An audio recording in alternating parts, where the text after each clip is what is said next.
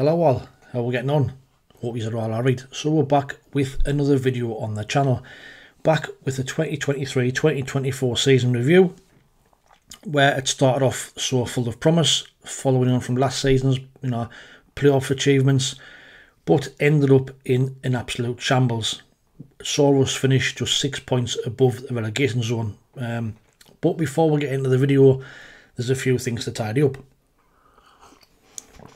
So, as you know, we've been running the season-long score prediction competition, where I was giving you the chance to win a Sunderland shirt of your choice for next year.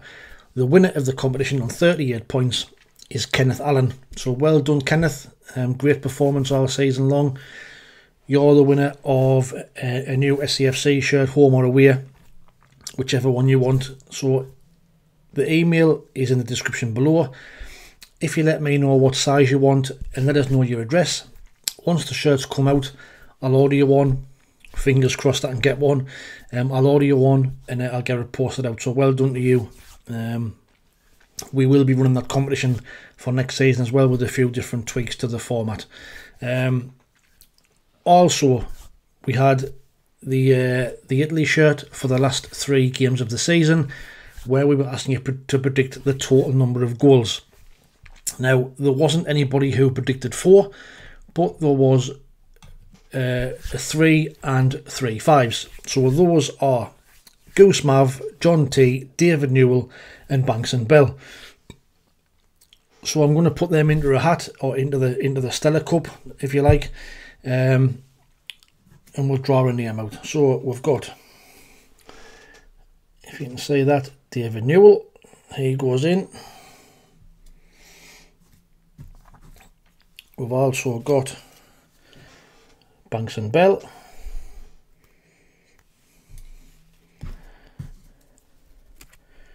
We've got John T. And last but not least, we've got Goose Mav, who incidentally won the England shirt. So he's going for a double. So I'll give him a good shake. And we'll pick one out. I'll get my hand in. So the winner of the competition is Banks and Bell. So Banks and Bell, well done to you. You've won that Italy shirt. If you put your name and your address in the email, which is in the description below, I'll get that posted out to you as soon as possible. So a nice Versace Italy shirt is on its way to you. So into the season review then. Like I said at the start of the video, despite having a poor summer, where we didn't get in a recognised striker again, and losing the first 2 games, we were actually 4th after 10 games, with 19 points. We had wins against Rotherham, Southampton, QPR, Blackburn, Sheffield Wednesday and Watford. We were dominating games but failing to score. Jack Clark was up to 10 goals at that point with 3 or 4 penalties, but we knew that wouldn't be sustained. Although he was having a fantastic season, we needed the strikers to start scoring goals. Like I say, it all going well, but that all changed after our 1-1 draw against Millwall on the 4th of December. Tony Mowbray, in his interview, kind of said after the game that we were needing strikers, needing experience at the top end of the pitch. He'd been mentioning it for weeks and weeks. Even in pre-season, he did say about Lewis Emir not being ready to play in the first team, putting too much pressure on these young boys, and we needed some experience. Lo and behold, on the Monday after the game, Tony Mowbray was sacked and relieved of his duties. Now, although we could kind of see it was coming, we weren't doing all that well, if you like. The run of forms, I think we had 1 win in 5 games, but again, it wasn't his fault. Now, so Tony Mowbray sacked by Christian Speakman. Now, it's not it wasn't the sacking of Tony Mowbray what was the issue. It's what ensued after. So Michael Dodds was put in charge, and then we go on to win the next 2 games. We beat Leeds and West Brom in 2 fantastic results. You know, tactically wise, everybody was up in arms saying, you know, Mike Dodds, great tactics and this, that and the other, but that proved to be a bit of a false dawn. On the 18th of December, we then appoint Michael Beale. Now, an appointment that seemingly came out of nowhere. He wasn't in the betting. The likes of Will Still and Kim Hjelberg and them type of managers, young, up and coming, with a point to prove, fresh tactics and new ideas. They were names that were being bandied about. Now, once we got to hear about the compensation fee for Will Still, which is around about £4 million, that then put the kibosh on that. Then all of a sudden, Michael Beale, his name appears, and then alarm bells start ringing. Did a decent job at QPR, where he made his name. Then he went to Rangers. Now, the Rangers fans have not got a good word to say about him. Despite him having a 70% win rate up in Scotland, he was being classed as a used car salesman. His banter and his spiel after games, excuses when things weren't going right. The amount of Rangers fans on the channel that were commenting that we didn't want him. You know, all of our fans, me included, up in arms saying we didn't want him.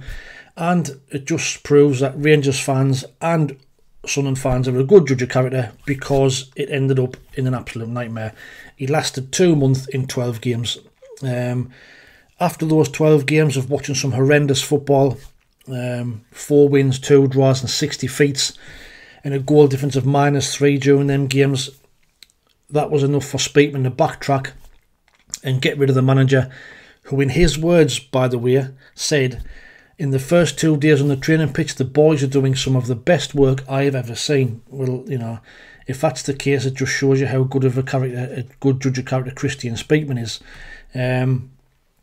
Now, in that nightmare 2-month spell, we also had the absolute farcical situation of the FA Cup third round tie with Newcastle. Now, in my opinion, this is a massive turning point in mine and a good few thousand people's fans' opinions of KLD and Christian Speakman.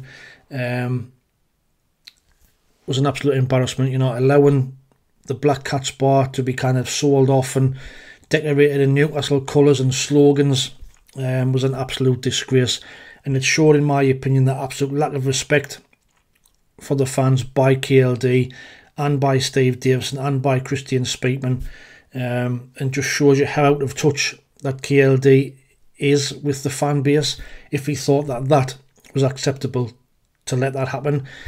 Now, I know he came out and said he didn't know anything about it, but in all honesty, I think that's bullshit. If you're the owner of the club, surely everything's got to go by him. He'd have okayed it. So I simply didn't believe him when he said he didn't know anything about it. Now, it's since been announced that Steve Davison, who was a mag by the way, will be leaving his post at the end of the season. He had a massive say in everything around that situation, so he's been kind of singled out as the one, I think, who was to blame. But ultimately, for me, the blame lies at KLD's foot. So at that time, once he's gone, once Michael Beale's been sacked, we then have to make a decision. Do we stick with Dodds, put Dodds back in charge, or do we go for a manager, you know, to try and get us promoted? Now, bear in mind, at the time, we were in 10th place, only 4 points outside the playoffs, you know, so we still had a really, really good chance of making the playoffs. However, Speakman came out and said that Michael Dodds will be in charge till the end of the season for the remaining 13 games. That proved to be an absolutely disastrous decision. We would only win 2 of them final 13 games in what was an absolutely disgraceful end of the season. The players seemed to lack direction, lack confidence, lack fitness, lack belief, lack energy, that we had no way of playing. You know, we had no plan B, and it was just awful to watch. You know, the players looked like the down tools to me. It was other to just give up. You know, now we don't mind getting beaten in games. Sunderland fans don't mind getting beaten in games, but you have to try and you have to give 100%. And to me, that wasn't happening in the games. Now, Interview-wise, I was sick of Dodds coming out and giving the same Beale type of spiel. You know, things like, you know, it's not lost on me and all this sort of bullshit that he seemed to kind of use every week. Now, following the final day, the embarrassment against Sheffield Wednesday, 2-0 defeat which saw them stay up, we finished the season in 16th place and just 6 points above the relegation places. Now, to me, it's not acceptable. Like I say, when Tony Mowbray was in charge, things were a little.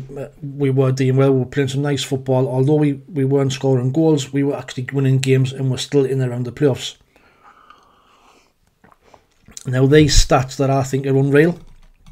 So, Tony Mowbray played 19 games, won 8, drew 3, lost 8, scored 29, conceded 22, took 27 points, had a goal difference of +7. Now, Dodds and Beale combined played 27 games, only won 8, drew 5, lost 14, scored 23, conceded 33, took 29 points with a goal difference of -9. That's shocking. It really is shocking. And it just shows you the job that Tony Mowbray was doing, getting the best out of these players week in, week out. We were massively overperforming. We did it last season. You know, I mean, the likes of Ahmad and God knows what, and got to the playoffs. But this year, with that squad that he had, he was massively overachieving. But just showed you how good of a manager he is when he was getting the best out of them. You know, to be only having 29 points from the final 27 games is disgraceful. And like I say, to finish off with a goal difference of -9, absolutely shocking, absolutely shocking. So, you know, I'm pleased that season's done and dusted. I'm pleased we survived. Like I say, thanks to Tony Mowbray. But where do we go from now? Well, if we look at, you know, the current situation behind the scenes, this is my opinion of where we go from here. So, owner, obviously KLD, for me, if he's not going to put up and put his money where his mouth is and back the club, you know, and put some money in, then for me he can go. Sporting director, obviously Christian Speakman, for me, I lost faith in him months ago. Failed transfer windows and failed managerial appointments. You know, came from Birmingham for me. He's been reported about leaving and going to Lyon. For me, I want him out. For me, he's failed. Mike Dodds, again, came from Birmingham. Rumours are he's going to go back to his coaching job, first team coach, but for me he can go, not good enough. Same goes for Michael Proctor. Anthony Hayes and Alexander Basharini, the goalkeeping coach. For me, Patterson has not improved this season. His kicking has been shocking all year. He's not getting any better, so what's the goalkeeping coach doing? Not good enough. Fitness coaches of Jonathan Norris, Scott Aisley and Keith McGrath. Again, the team didn't look fit towards the end of the season. Lack of energy, you know, just idling about, laziness. Pierre Ekwa in particular, massively lazy on the pitch. Now, whether that's a fitness thing or just the way he plays, but for me, the team as a whole did not look fit, so they can all go. The match analyst, Mark Boddy, don't know too much about the role, but I'm guessing he looks after the games and sees where it went wrong. Well, again, nothing improved there, so you can go. Head of coaching, Stuart English, is overseeing all the coaching. Well, again, from what we've seen this season, he can go. Now, the scouting side of it, we know Stuart Harvey is the head of scouting, along with Chris Morris, Matthew Barrett and Simon Cooper. Player recruitment, again, has been very poor, has been shocking. You know, with the odd success, yes, we've signed the likes of Dan Ballard and Jack Clark, but in the last 2 windows, how many of the players that we've signed have been actually good enough? You know, the likes of Nazari Ruzian, Lewis Amir, Eliza Meander, Nectar Triantis, Jensen Sealt, Hjelde, you know, the list goes on. Now, the players that we've signed are not good enough to play in the first team. Job is the only one that has played majority of the season. Bradley Dack, shocking, being a waste of time. So them type of players, like I say, we've recruited them. Yes, we'll keep on in the young and for the future. That's not what we need. We need experience to kick this team on. So for me, they can all go as well. All the above can go. Like I said, the squad lacks quality, lacks fitness, lacks tactics, and all of them contribute to that. Now, I know it's not easy to get rid of everybody and start again. If it's got to be a phased plan, but things need to change and change fast. Now, it may well be the new manager can come in and give them some direction, and if he tells them and gives them some ideas of how he wants players to be coached, then that might be all well and good. But a part of this new manager who comes in is only going to be allowed to bring one member of staff. Another reason why I want Speakman out. An absolutely crazy decision. Successful managers have a successful team behind them. And that involves people who they can trust, who they've worked with over a period of time. To come in and start working with these who were behind the scenes, who were too comfortable, got their feet under the table. There's no pressure on them. They're getting paid week in, week out, regardless of how they perform. Now, for me, like I said, a clean sweep and start off with this new manager. Let him be in control of the football. Sporting director, piss off. Let the manager be in control of what happens on the training pitch and who his coaches are. Now, on the managerial appointment, it was announced yesterday that the club don't expect to have an appointment for the next 3 weeks or so. Now, Pete was putting 2 and 2 together to see is that when Will Still is going to be finishing his coaching badges. We've also been linked with Rennie Marriage, the Bayern Munich lead development coach who's building a good reputation in the game. Jermaine Defoe has said that he wants it. He taught in a good game. He sounds a bit like William Story, to be fair, though.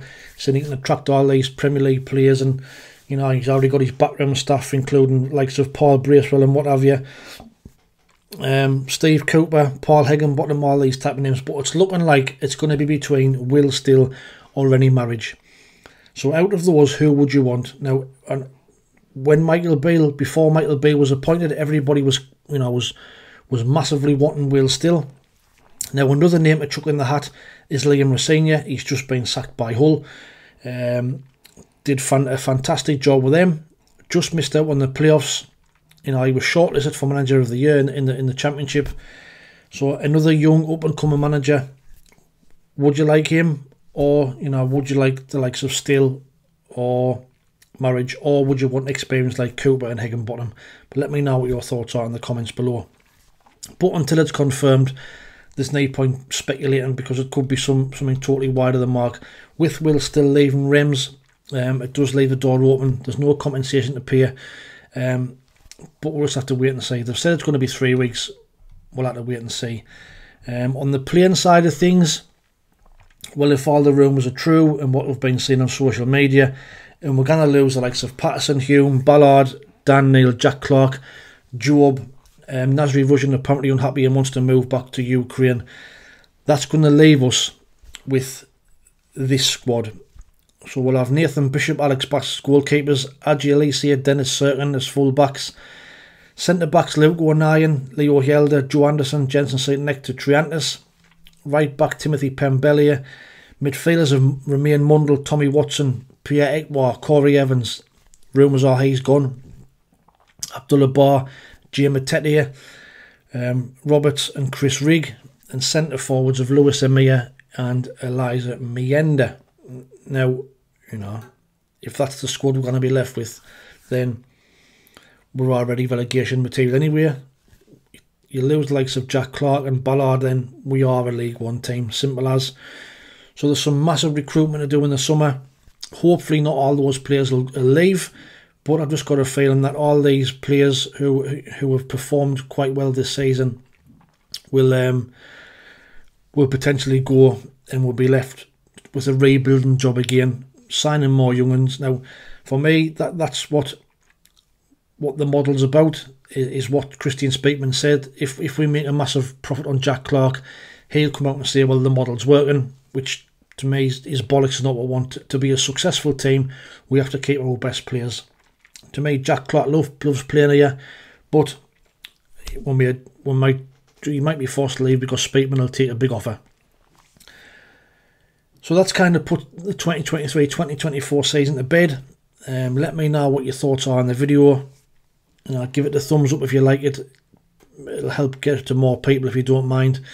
Like I said, please like, share and subscribe to the channel. Be massively appreciated, and see if we can build the following going into the next season. I have got 5 shirts to give away during the Euros from LUSOCCER. So here's a little sneak peek. Here's a little sneak peek of what's to come. Hello. So I'm going to show you how easy it is to set up your account with LUSOCCER using the link in my videos and to start getting that exclusive discount. So here we go. So in every one of my videos, this link is in the description. You simply click on here. It then takes you to the page to register your account. Make sure that the currency is in £sterling. Set your details in. You can see that the invitation code is already in there, OFSCFC23. Set your password confirm, click continue, and that will then you'll be set up on your account. Now I'm just going to quickly log into my account so I can show you the next steps.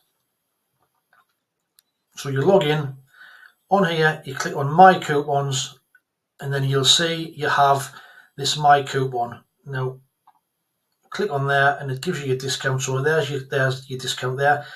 If you, like it says, when you buy your shirt, if you leave a review, you get a further discount as well. Now all you need to do then is click on here, and these are all the shirts that they have: club, nation, retro, authentic, training, women's, youth. Now let's have a look at new arrivals. So new arrivals, you can see they've got the new AC Milan, they've got the new Real Madrid. That's quite nice, Atletico Madrid. So let's see what the new Arsenal shirt for next season. You simply click on here. Now if you want to, you put your size in. If you want to, you can then customise it. That can cost you £2.40 for £4.80 for a name and a number. Put Saka, whatever, Odegaard, Rice, whatever you. Add that to your cart. It then goes into your cart. When you go to your shopping cart to check out, you see it's £23.99 for the shirt. What you need to do is use coupon code in here, type SAFC, apply your coupon, and then you'll see you get a further discount. So this shirt would have been £23.99. You get £3.60 off for using the coupon, the £2.32 for setting the account up. So you get the shirt for £18.07. It's a massive saving, and it's as easy as that. And like I say, have a look at the website. They've got some great quality shirts, some loads to choose from. It's fast shipping. I've got one on the wall behind. You can see there the Versace Italy shirt. I've had numerous shirts from them. The quality is really, really good. So use that link in my videos. Get this discount and get some 2024-2025 brand new shirts for next season. So yes, that's what's to come from LUSOCCER. Like I say, watch out for the videos coming out for the Euros. There'll be a shirt a week to give away for each one of those for those weeks. But until the next time, thanks for watching. Appreciate everybody who's watched and subscribed and liked over the course of the season. Greatly appreciated. Well done to Kenneth Allen. Well done to Banks and Bell. Until the next time, see you later.